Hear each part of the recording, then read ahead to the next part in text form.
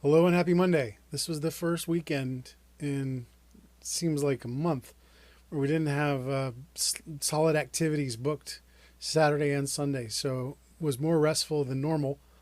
Still did sets, small, very small exercise sets with my daughter. I've gotten her into doing a lightweight kettlebell set 3 times a week, and Saturday was our day to catch up since she had something else going on Friday.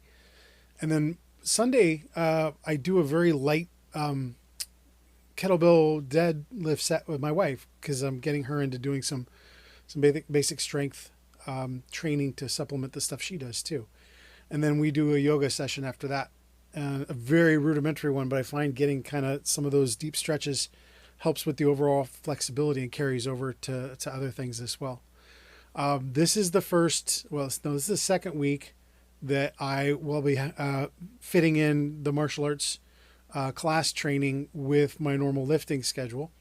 So this week is going to be kickboxing. So tomorrow we'll be doing the kickboxing class, lifted heavy today, which you'll see in some of what we show when we talk about the Sankyoku set, which is spiraling up within the Taikyoku Budo fundamental themes. So what I want to kind of point out in the lifts that we're about to see is an emphasis and a focus on kind of absorbing the weight into your body, into your structure, and holding it and kind of making that force as zeroed out as possible, and then moving everything together into the movement that raises the weight. And so let's see how we do. Sankyoku, or the third theme, is all about spiraling up. But before you can even worry about directional turning, you got to make sure you're sourcing your power from your legs and your trunk and driving that power up through your body and out your hands. So the key in spiraling is making sure that you have the whole body connection. And then as one part moves from your middle, the legs driving up through the middle, it is expressed out the hands. The first series is kind of the second of a 3-week build for my modified 531, so overhead presses. And by the third one at 190, I was grinding through it. And then the squats is 3 sets or 3 reps of 370.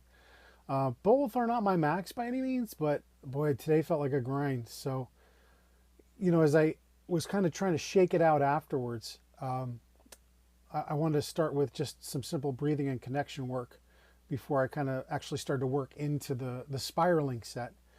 And you'll know the mix, I call the term inflate. And really what it is when I breathe, can I feel sort of the breath running all throughout and pressurizing the whole body? And it's not very flattering because you're expanding your middle, obviously, but at the same time too, sometimes you do that to emphasize the stretch. A spiraling up motion, this is not a unusual movement in any martial arts, but it can be a kind of a rising block or an upward block. I try and make sure the shoulders are loose. I really want to kind of just let the body be connected rather than engaging any localized muscle. The reason for that is twofold. If you're using local muscle to initiate the movement, you'll find you bleed out a lot of power at that point where you're initiating local movement. So shaking it out and starting to spiral into some big whole body movements, I want to make sure I've got the whole body connection moving as I move into the open and close spiral directions, as we talked about last week. Open and closes and everything I do. Finish with some classic uppercuts, right? And now I'm going to get the medicine ball just to kind of do a test. The first one is just a 10-pound medicine ball, and I want to see, can I initiate the whole body movement? Can I relax, let the connected frame absorb the external force? 10 pounds isn't a ton of weight to move, but it can be a bit of a balance trick when you're first getting used to it. And then, of course, once you move from that, this is my first time using the 40 pounds, so as you can see, it's not something I'm comfortable with entirely. And I use the other hand to kind of brace the balance. One of my training goals will be, can I just keep doing it one-handed too?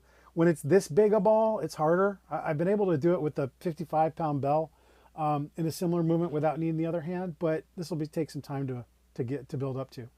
And then after I finish, I want to make sure that I go back to just the whole body connection and just being loosey-goosey. And then as I train it, I'll change up the speeds a little bit, the tempo, And I want to initiate some level changes too. You know, I want to make sure that I've got the flexibility to go down low and keep the body integrity together as I move.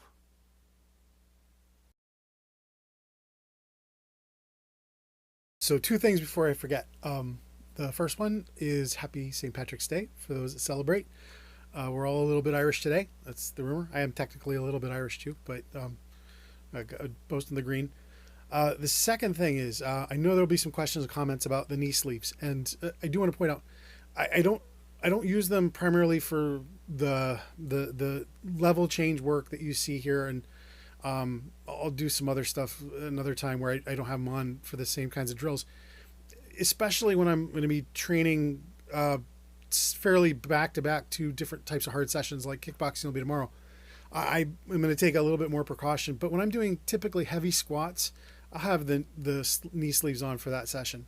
I don't do them for deadlifts, and I wouldn't be doing them if it was just presses, and that was the only thing I was doing. But yeah, I do find that again, 50 years old, I do find that taking more precautions from the belt when the weight gets up higher, and then the knee sleeves when you're moving heavy weight with loads, it just makes sense. And compared to where my knees were even a couple years ago, I will say that those that talk about strength training being bad for your knees, I've actually felt like my knees have been building back to what they used to be. Like when I did jiu-jitsu last week, didn't wear the knee sleeves, didn't wear any knee pads, just wore the gi, and it felt good. So encouraged by that, but I am going to still kind of take precautions where I need to. Otherwise, this is the Sankyoku set, and we got really two more to get into. The Yankyoku, which is spiraling down, and Gokyoku, which is to a point in space. That'll be all five. If you want to see what all five look like, it's on the channel already, both kind of the full set with the medicine ball as well as empty hand. If you also go to the website, tkbtraining.com, you'll see in the training tab, you'll see both of those examples on the page. So plenty of opportunities to see it. It is a core of what we do, but yeah, we'll continue to revisit this, and then we'll start to pick some of these and go even deeper. I think last week's deep dive was 12 minutes. That's probably the longest video I've done yet, but you know, the deeper dive sessions will be anywhere between 5 to 15, I expect.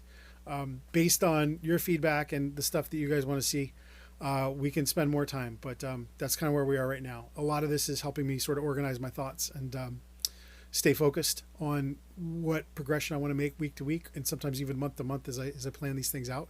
And so these snapshots are ways of helping me organize and kind of be thoughtful and, you know, self-evaluate and be critical of what I'm doing too.